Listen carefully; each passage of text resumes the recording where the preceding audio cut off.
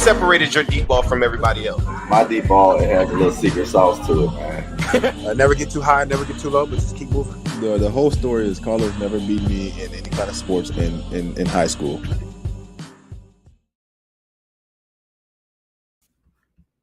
Welcome to the Orange is the New Black podcast. I'm your host, Ace Boogie. My co-host, Zim Huday, will be joining me very soon. But we're here to talk about a lot tonight. We're here to talk about the Bengals versus the Dolphins. We're here to talk about Joe Burrow and his return. And we're also going to talk about the final 53-man roster. So if you are new here, please be sure to hit that subscribe button under Zim Huday's YouTube channel. It's one word, Zim Huday, and then mine is New Stripe City. So please be sure to do that. But there are a lot of things for us to look forward to. Starting things off, right? The Miami game. It's not really going to be a game that I think for the most part is going to be too exciting outside of Joe Burrow's debut, right? We haven't seen Joe Burrow the entire preseason, so now we finally get to see him. We haven't seen him since the Washington game. And so with Joe Burrow being back into the fold, I think that that's going to be the most exciting part about this game. The other thing is, how do those other positions outside of the quarterback position and outside of some of the other ones where we have a whole bunch of competitions at, when we talk about the running back position, we talk about defensive line, edge rusher, where are those going to end up going? You talk about the cornerback position, wide receiver. So those are going to be the other positions that we'll be paying attention to outside of Joe Burrow. But Joe Burrow playing in this game is going to be huge. I mean, honestly, you talk about the fact that he's going to be out there potentially a series. Now, Zach didn't say exactly how many plays he had. He said that he had a specific amount in mind, but we don't know if that's going to be one series, two series. I would expect it to probably only be one. I mean, honestly, if you go in and you go down the field and Joe is able to go ahead and get a score, I think you take him out. But without further ado, let me bring in the dynamic duo. You know it's not Orange is the New Black if we don't bring in my man Zim Huday. Zim, what's up? What's going on? How's everything going on with you today, sir? Pretty good, pretty good. I was just telling the folks that are listening at home, we're going to talk about the Bengals and Dolphins preview game. We're going to talk about Joe Burrow's return, and then we're also going to talk about the final 53. I personally think that the most exciting part about this Dolphins game is the fact that we're going to get to see Joe Burrow, since we haven't seen him since Washington last season. And then we're also going to be able to figure out some of those other aspects of the roster where we have battles in terms of the wide receivers, the running backs, the quarterbacks. What are your thoughts just on Joey B suiting it up? I think it's time, man. I was at this point, before, where I kept on saying, there was nothing to gain by him, playing. And then I got to this other point where I just was like, you know what, he's got to feel comfortable going into the season. You don't want those jitters. The jitters are still going to be there week one, but you don't want to walk into those jitters and him feeling like, I hadn't done this in a while and be like overwhelming. The jitters going to be there regardless, but you want to like lessen the load. I think it was very telling in his interview. He said, yeah, I probably won't get hit, letting us know like the game plan is probably going to be him handing it off for like a quick bubble screen to Jamar Chase, something like that. I'm assuming based off of what Joe said. So I think it's a good move. I think on the last show I said, yeah, I'm on board with 8 snaps. So let's see where they go. Yeah, I'm with you. I think the 8 snaps will be good. As far as the other things that you're looking for in this game, like, do you think that that's where we'll figure out whether the offensive line positions are set in terms of the backups? Is that where we find out which corners they're keeping now with Trey Waynes suffering the injury, the hamstring injury? Is that where we find out if, the edge rushers, which ones make the roster, with us now having Noah Spence, with just also having Darius Hodge? Do you think that gets found out in this game, or do you think that it's pretty much already set? I think for the most part it's set, but I think at the very beginning of the show, the very beginning of this game, I think Darius Hodge, they just need to start him, and just see, is that a guy? Because all you're trying to do is see what he can offer you on third down, and can he do it on a consistent basis in the regular season. That's all he's got to do year one, and I'm saying it like that's easy. But if he does give them that, they don't have to go relentlessly out looking for a defensive end. I still think that they should make a late trade the same way that they did for Christian Covington at the end of the OTAs and everything last season. I think they still should be looking for that veteran type of guy like that as well, just to bring in as an insurance policy. But Hodge, I just think he needs to start. I think Cam Sample needs to start because those are the two guys that need to be rotated into your third down package early on. The one thing that I came away and I was up, if guys and girls follow me on Instagram, I was looking at a bunch of I just replayed the first 3 drives from the game last week. They're going to get a lot of push from DJ Reader. Not only was he like pursuing and running down plays, I find myself like just glued to 98, and I posted a lot of those things on my Instagram on Zim_Huday. But they're going to get that. They're going to get some from Larry Ogunjobi. They're going to be some different things that they can do, but they have to be able to say we have a definitive third down guy that can consistently get pressure, and I think that's the biggest test. The other test is, I think with Trey Waynes out, I think Eli Apple, because he's missed so much time, he's now competing with Darius Phillips on the outside, but Darren Simmons is finally committed to Darius Simmons. Darren Simmons has finally committed to Darius Phillips being the permanent returner. If that's to happen, then Eli Apple needs to be the primary backup outside corner because they now already have their rotation on their inside corners. So I think that what they were trying to do with Darius Phillips as their slot corner, I think they're off of that train now. And if that's to be said, then Eli Apple's got to show out and play a good game of football. He has to start the game, walk out of there healthy, and be able to line up with whoever. And if he's not, then it kind of foils their plan on special teams with Darius Phillips, because then you come to week 1 possibly starting Darius Phillips, because from what I'm hearing right now, Trey Wayne's hamstring doesn't look like it's going to be ready for week 1. That's about 2.5 weeks off, though. So he's got time. But as of right now, it doesn't look that good. Nah, I'm with you. I think, like you said, it's definitely going to make things interesting because Darius Phillips is going to be the punt returner. What would that, I guess, in a sense, transpire, and how would that affect the outside? Like you said, Eli Apple, we haven't seen him this entire preseason, honestly. Now, obviously, they've seen him in practice, but we have not seen him in any games. And at the end of the day, to be real, Eli Apple, we kind of have seen him on other teams.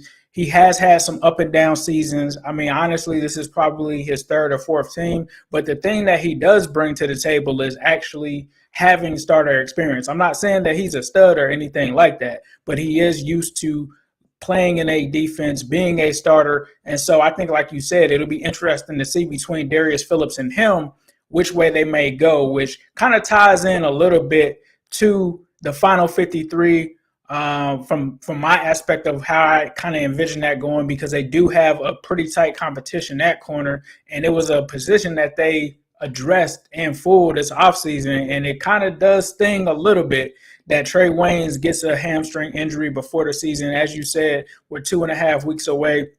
But let's transition, I guess, into the final 53, right? Because we already know Joe Burrow, his spot is safe. Brandon Allen's spot is safe. Who are some guys that you have at the receiver position making this roster?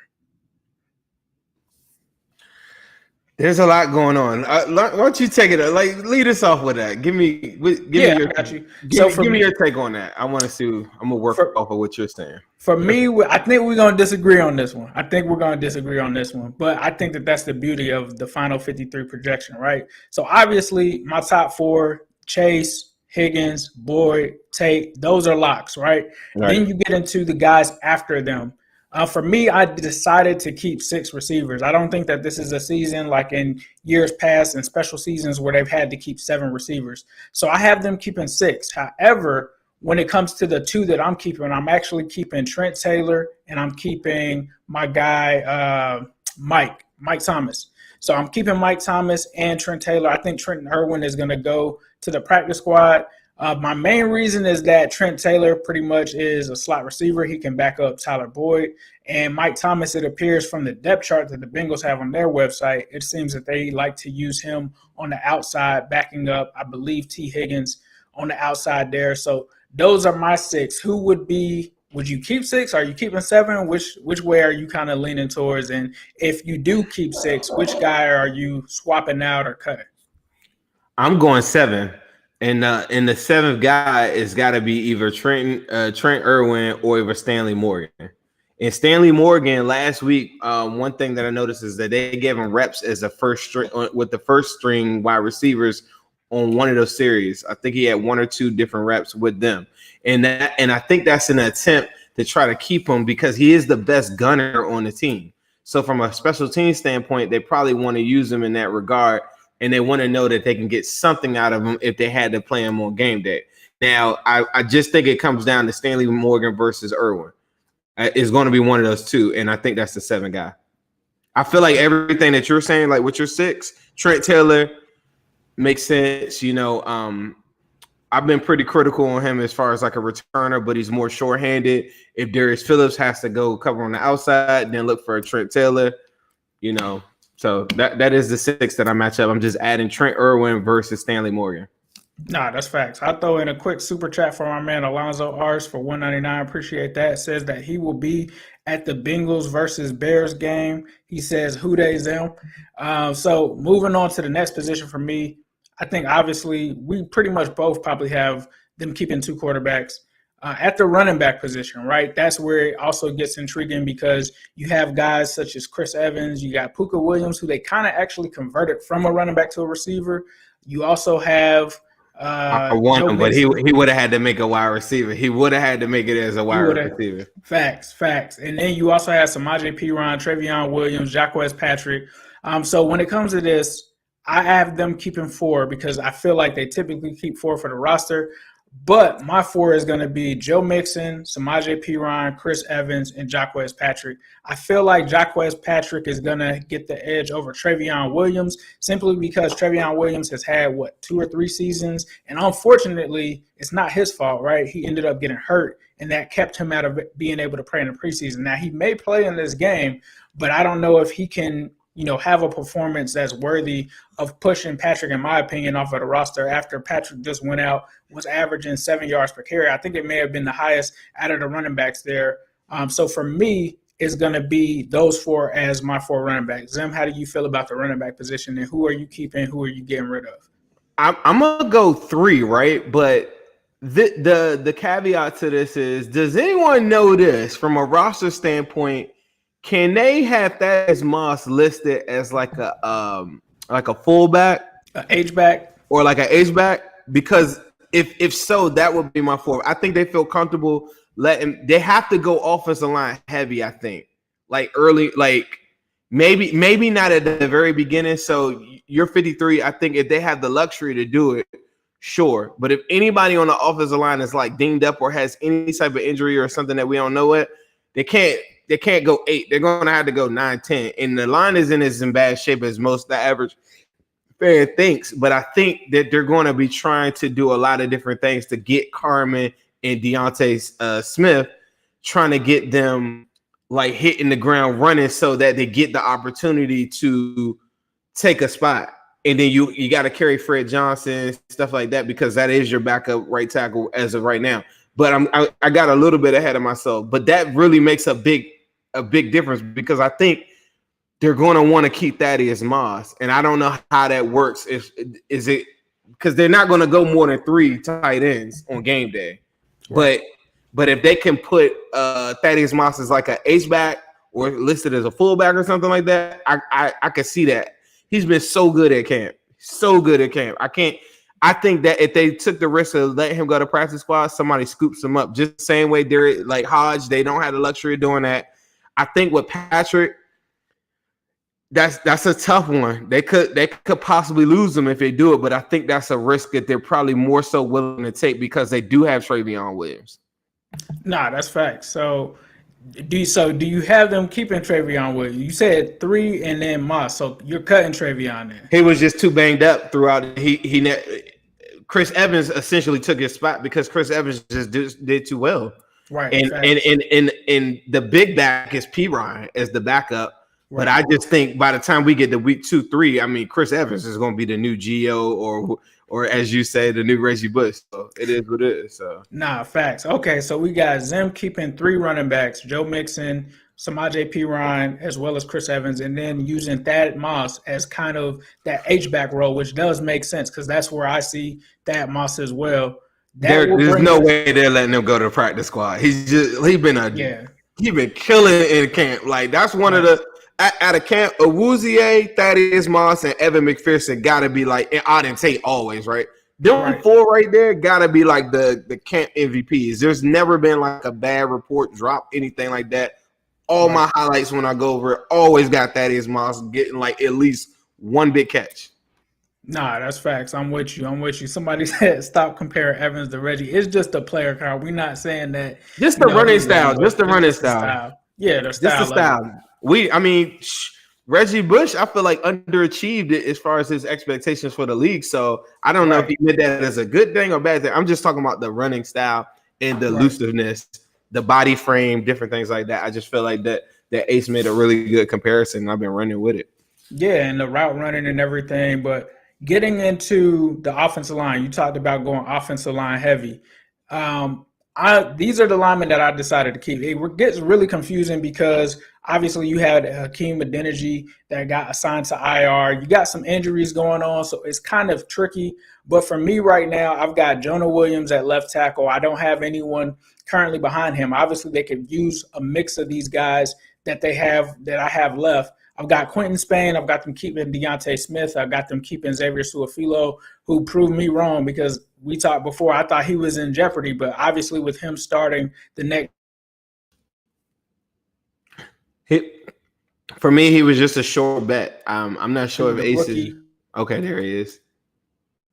The lineman that I'm keeping at that position. What about you? I'm in the same boat. I feel like Xavier Su'a-Filo, like just beforehand, I think that was the most logical line before the draft. But then you go into the draft and you draft a guy so high in the second round that automatically I'm like, well, he's got to battle it out with something. When Spain gets to camp, he says that's his job. So I knew day one that was going to be Spain. I'm going to tell you another thing, just real quick. When I was watching the game last night, another thing that stands out really, really crazy in that game, in that Washington football team game. Which name? Them tackles, bro. Okay. And I don't know if y'all seen Jonah. I highlighted this on Instagram. If y'all not on Instagram, I know that everybody's stuck in their ways and stuff. Instagram is where I feel like you get more insight from the players. That's just my personal opinion. But Jonah Williams finally like talking his stuff on it. He like, yeah, I had that boy on the island talking about Chase Young.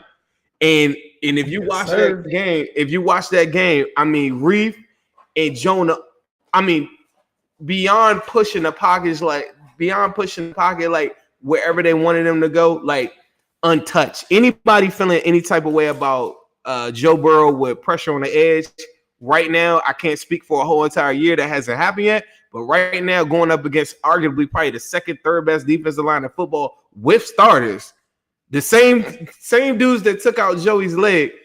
I don't know why Brandon Allen was throwing the way he was throwing. It was some beautiful pockets out there, and they just look really good. So we know our starting 5, right, with Hopkins in there. So then we go to my 6. I'm gonna go to Billy Price. The 7th is Carmen. The 8th is Deontay, and then the 9th is Fred.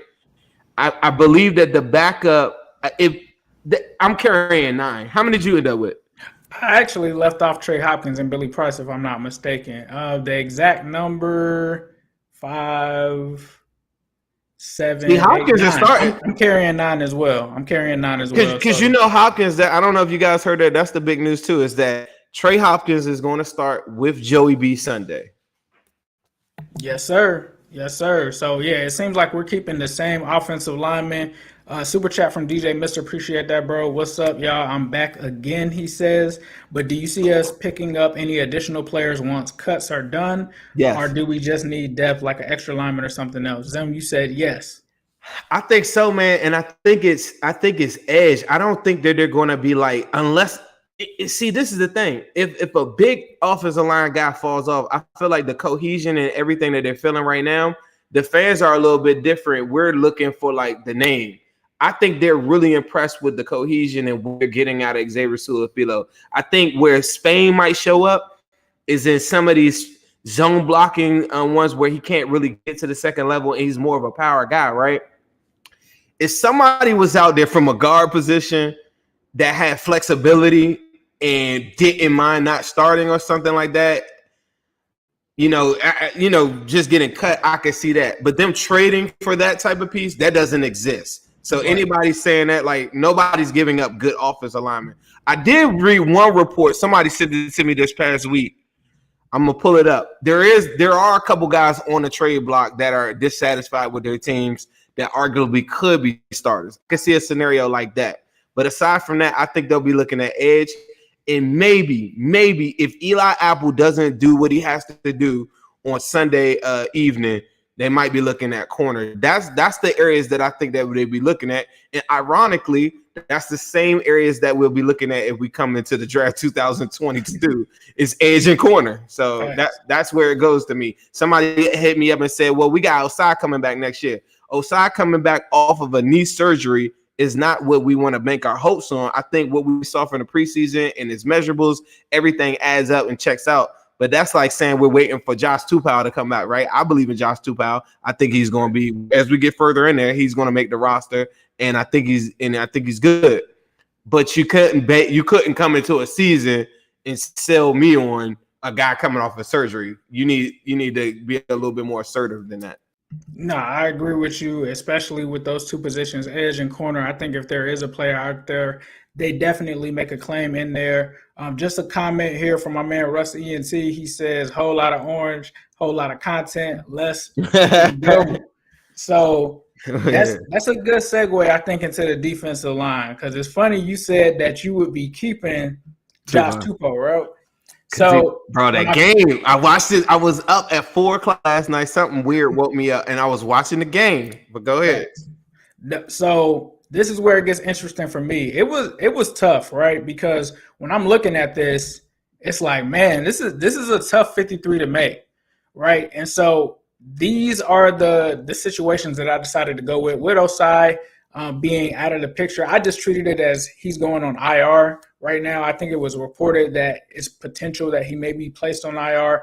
But I went with Sam Hubbard, Khalid Kareem, Cam Sample, Trey Hendrickson, Noah Spence, and also Darius Hodge. So I'm keeping all of those guys. But this is where it gets interesting. For the 3 technique, I'm keeping Larry Ogunjobi. I'm keeping Mike Daniels. And for nose tackle, I'm only keeping 2. I'm keeping DJ Reader and I'm keeping Tyler Shelvin. Primarily because DJ Reader obviously is the starter. Tyler Shelvin is a guy that they invested a 4th-round draft pick in. But here's the twist.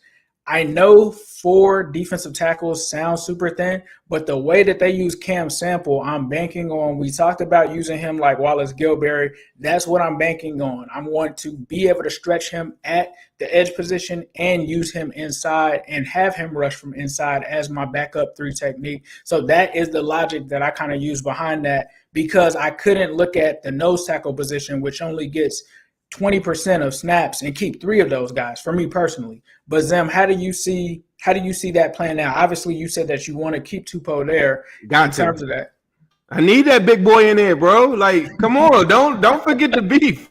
We're not going vegetarian, are we? No, we're not going vegetarian. Where's the beef? It says Shelvin. I found my beef in Shelvin. I found that beef in Shelvin.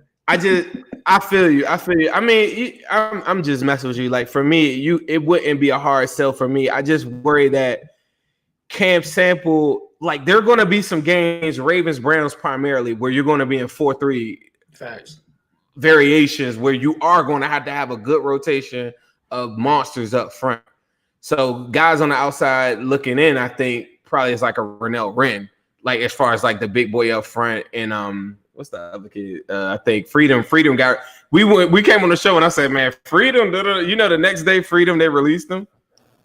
They did. Yeah, they did. Yeah. The next day after we did. But I feel like, all right. So let me go through. All right. So Hubbard, Hendrickson, Shelvin, Reader, Tupou, Ogunjobi, Sample. That's 7. How many you carrying? 8?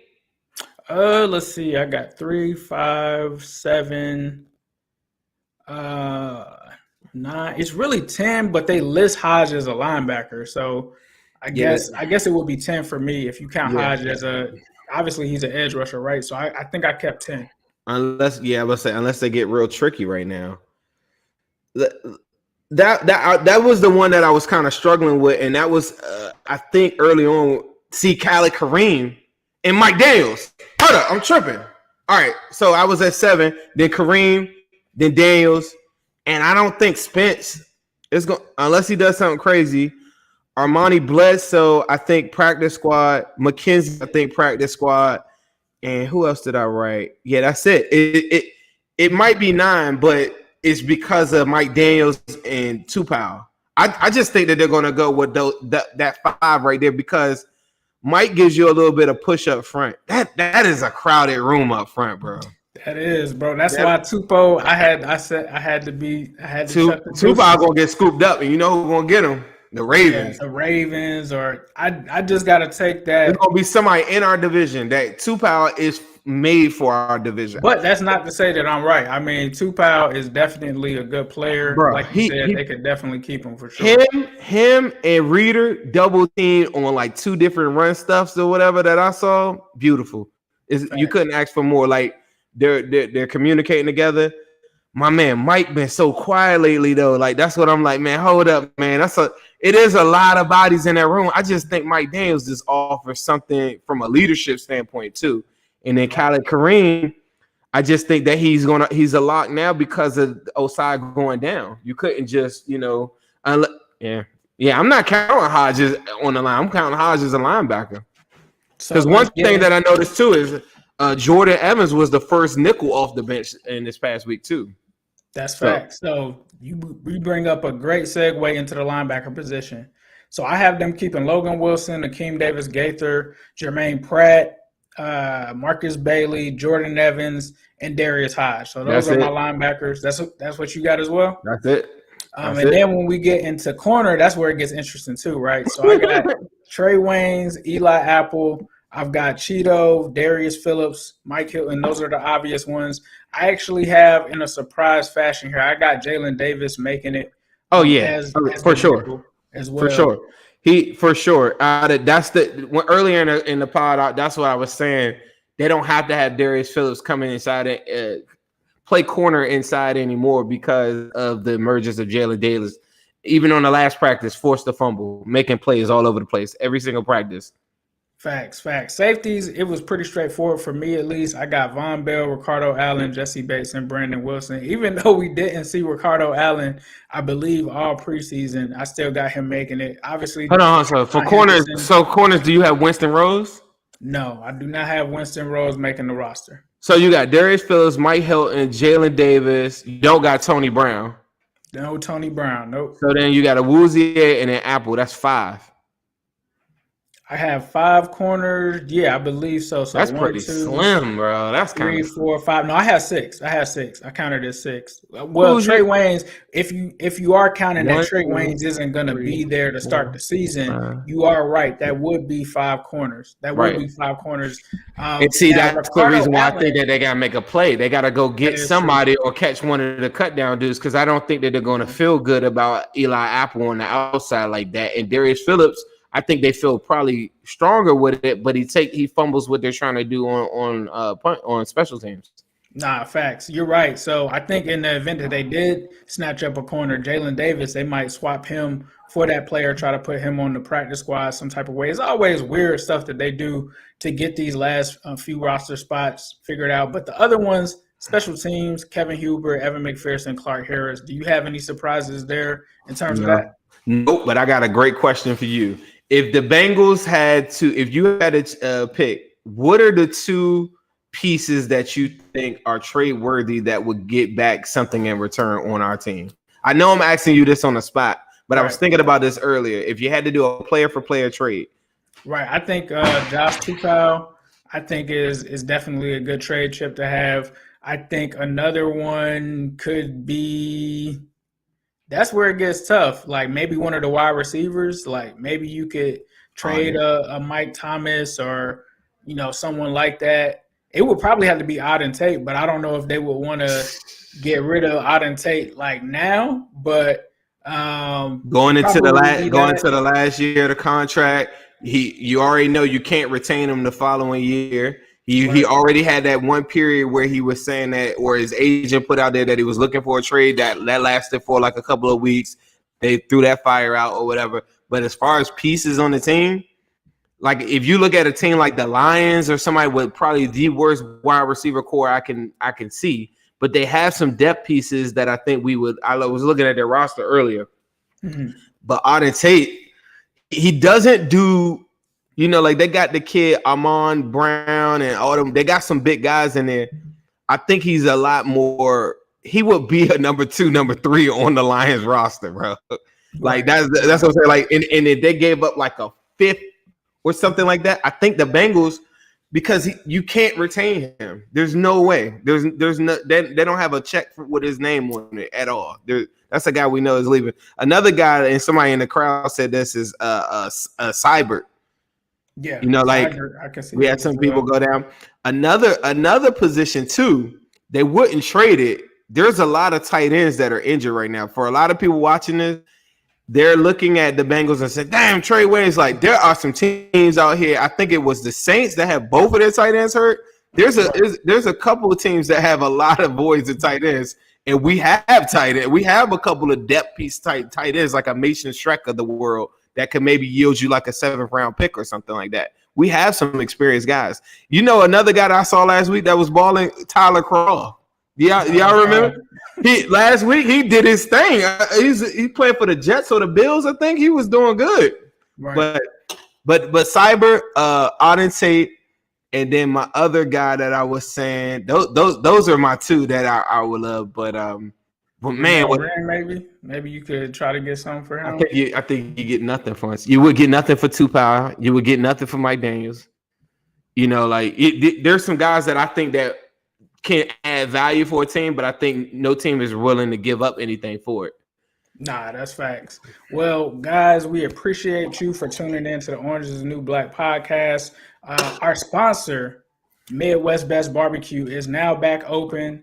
They are located at 669, I believe it's Justice Lane. I do have the address in the description if you are looking for them. Our man Greg Luther hit them up, got some of those wings, and was very complimentary of them. A lot of people have been getting great feedback, so please be sure to check them out, support them. Shout out to Greg for supporting the show for sure. Zim, was there anything that you want to say before we get out of here? Shout out to everybody in this thing. We got to get out of here, but on Sunday, I'm going to go live for the first quarter. We're going to do a Joey B special. I don't know what you got live stream going on with yours. You got your own fans that'll be in your crowd too. So if you're looking to check out some of the game, I'm going to be in there. I'm going to do a first quarter special. I got to get out of there because my fantasy draft is that same day. So once I finish up that first quarter, Joey does his thing. Y'all want to hear me fired up and talk some trash? Here I come. That's facts. And of course, we'll end this with a yes. Sirski! Hello, world. What separated your deep ball from everybody else? My deep ball, it has a little secret sauce to it, man. Never get too high, never get too low, but just keep moving. The whole story is Carlos never beat me in any kind of sports in high school.